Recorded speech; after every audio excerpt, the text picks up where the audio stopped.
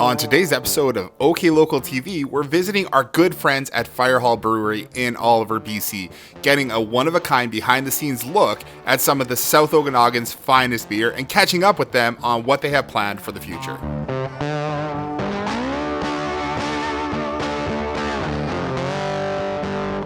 All right, perfect. Well, welcome to the Firehall Brewery. Yeah, thank you for coming in. This is exciting. One of our favorite places to come, actually. So I'm pretty stoked to see behind the scenes where all of the delicious beer is made and hear about the process. Where the magic happens. As they say. Yeah. As they say. Boy, do we love beer. Yeah. Awesome. As do we. Yeah. As do we. Well, my name is Sid, and my wife and I, Mary-Ev and I, we run the brewery these days. Sweet. So this is the oldest part of the brewery, going all the way back to 2011, Okay. which is not really that far back. But one day, when I say that, people will be like, "Ooh, before I was born," and stuff like that. So yeah, this is the basement of the fire hall. So the building was built in 1948 to be the town's fire station. And down here it was probably just an ugly storage room, and I believe they actually filled fire extinguishers, and there's some public works storage and that sort of thing. It was the fire department until the year 2000, and then by 2002 a new station was built, and my family and some other families invested into this building to make it what it is now, essentially. So they spruced it up and painted it up, and it's gone through a few transitions. It was more focused on wine at first. The Toasted Oak Wine Bar and Grill was the restaurant upstairs back in the day. There was a wine store, and that's kind of when I was first coming of age as a teenager, working as a busboy upstairs. And then, fast forward a few years, this room was sort of like a conference room, dining room. Not a lot of conferences in Oliver, essentially. Yeah. So we thought there's probably going to be something better we could do, and a brewery came to mind. It turns out that there's a fellow in Suyas that had got busted for bootlegging, and he had all of this stuff in his basement. No. And he was, had to sell his tanks off, No basically. way. And so when we heard about that, we went and checked them out, and these were just all in his basement, and well, that'll work. Yeah. That'll work for us. It'll fit. As you can see, that it just barely fits, really. Between all the piping and the walls and the concrete columns, it fits pretty snug. So it was meant to be, I would say. So we got to work piping them in here and naming them. We like to add a little bit of a personal touch to everything. The legends, Led, Zeppelin, BB King, squat one over here, Hendrix, and Elton, the Mashtun. And as we go on, I'll tell you, show you more of the tanks as we go through. Awesome. Put them in here. That was 2011. First beers were 2012, and then it wasn't until 2016 that we actually spread out into this room behind us, which is the beer shop and social. Almost a tongue twister or a sobriety test. You can say beer shop or social quickly enough. Where most people now think of as the brewery when they come to have a beer or have some food or whatever. In a brewery, these three tanks are what's known as the Brew House. They're the hot tanks. Okay. They are heated by various methods in different breweries. For us, it's steam. We have a steam boiler outside. So the Kettle, hot liquor tank, and Mashtun get the job done on a brew day. So we were brewing today. So these were all hard at work a couple hours ago. Sometimes I get the feeling like we're working in a submarine or something. There's no windows, but there's just like dials and pressure gauges and valves and steam flying everywhere and alarms going off. I love it. Yeah, so we've got a few different beers. They range from light to dark and malty to hoppy. Yeah. And the malt, which is barley, mostly, sometimes other grains, but mostly barley. That is responsible for the sugar for the fermentation. That's responsible for the color, the mouthfeel, obviously the flavor. And then the hops are more of a bittering agent. So the hops you could think of it more like pepper on steak. is my analogy. So steak is made out of beef. Right. Pepper has a huge influence on steak flavor, but when it's definitely not made out of pepper. You just like sprinkling a little bit on. Right. Same idea with beer. It's made of water and barley. That's the meat of it.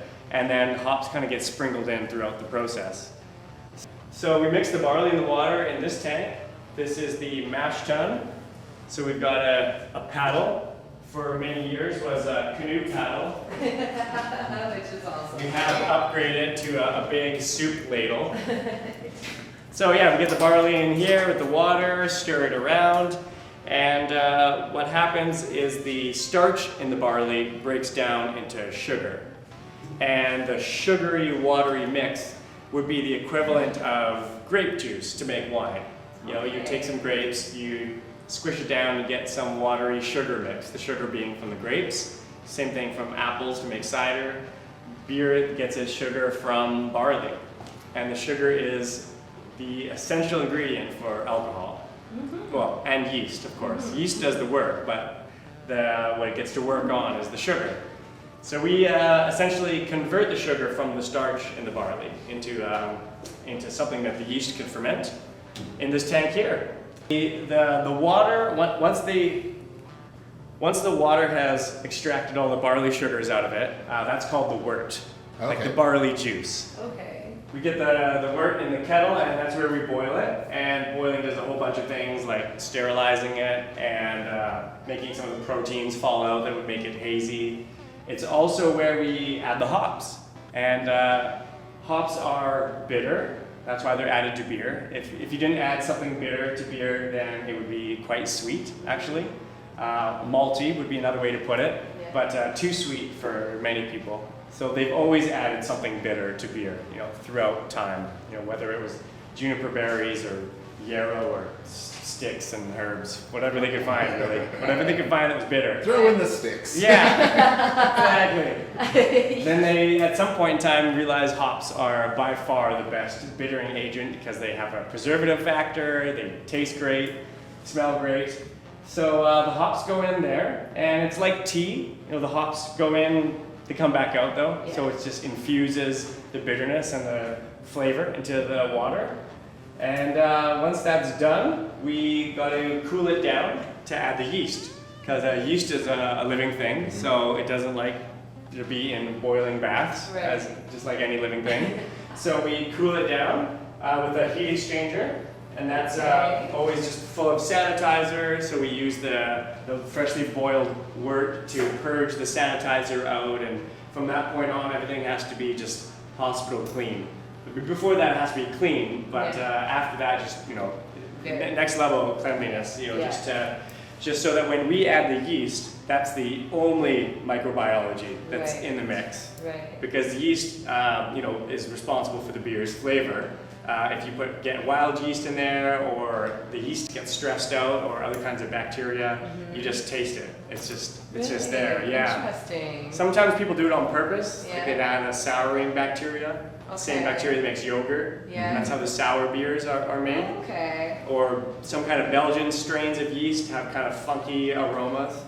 But for the most part, you know, for the usual beers that people drink on a day-to-day basis, en masse, that's you want it to be nice and clean and crisp and to go according to plan, basically. Once we've transferred the batch through the heat exchanger, it's now room temperature and ready for the yeast. These are the three fermenters here. These were the original two, and we added that one later.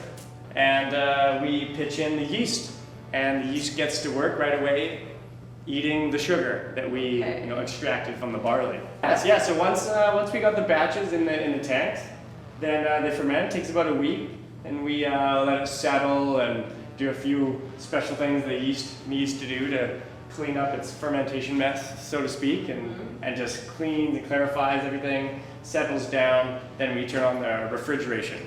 So the other tanks are the hot tanks. These are the cold tanks. There's just refrigeration tubing on them, and that drops the temperature down to about freezing. The alcohol keeps it from freezing.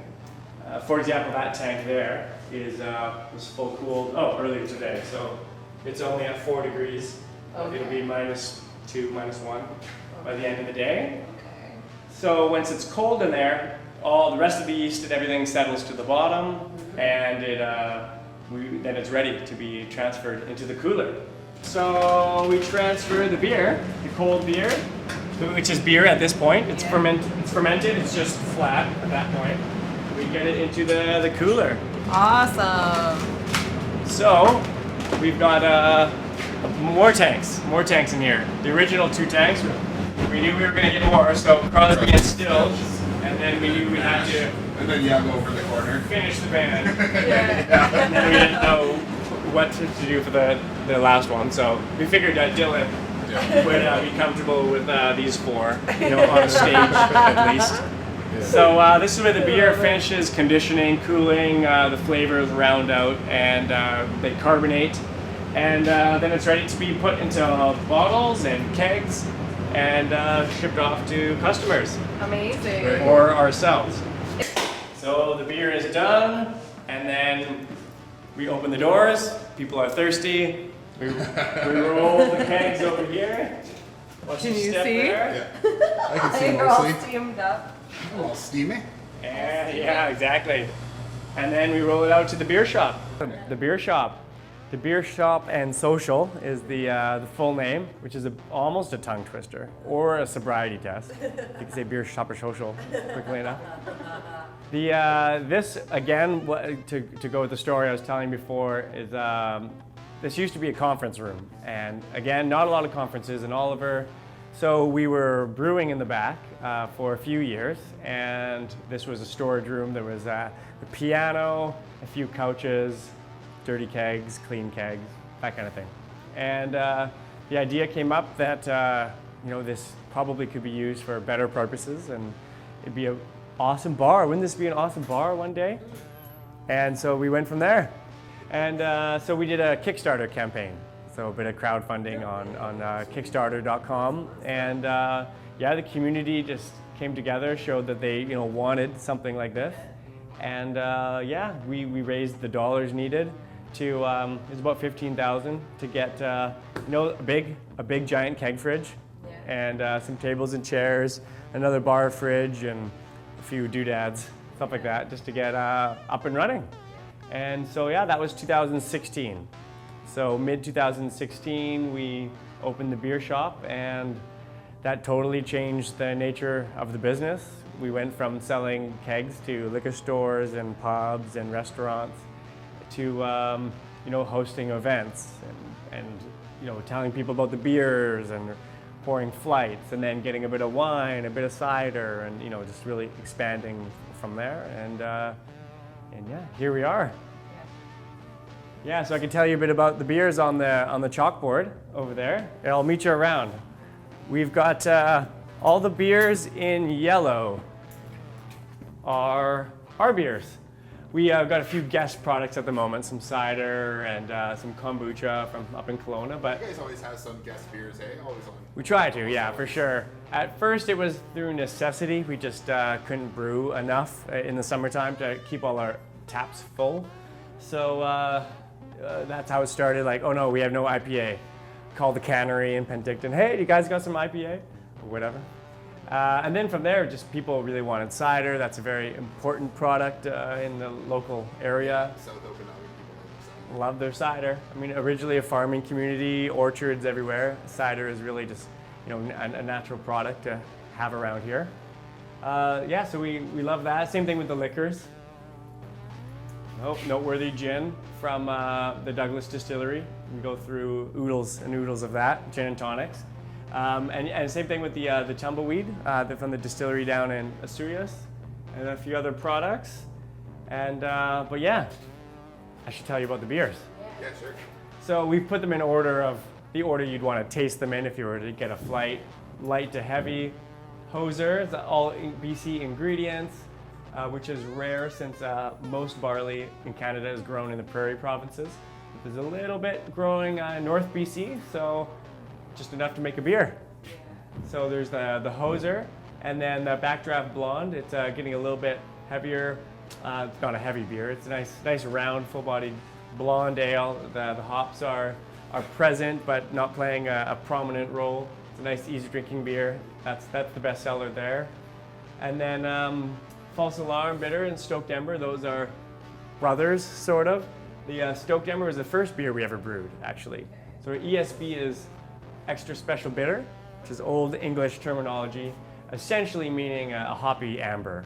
So it's darker than a pale ale or an English bitter, but like about the same hoppiness, but getting darker in color and in body.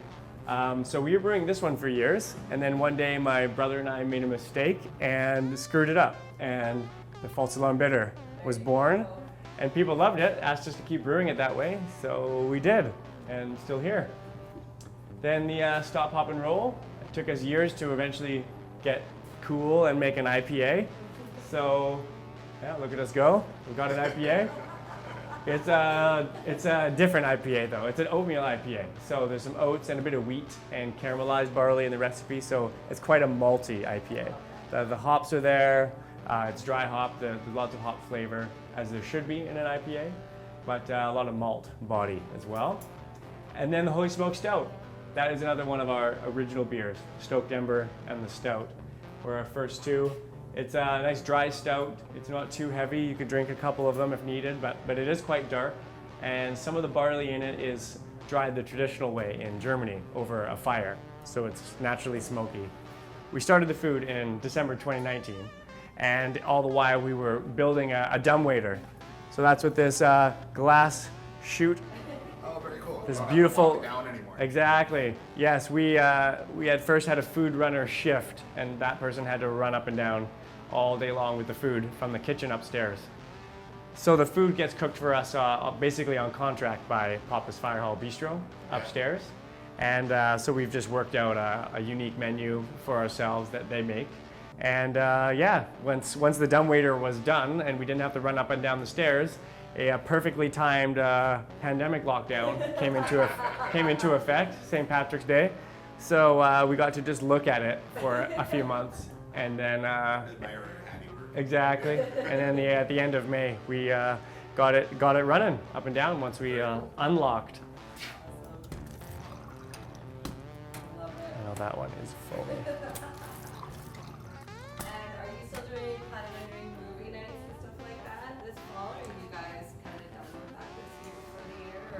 Well, we love our events for sure. We love live music.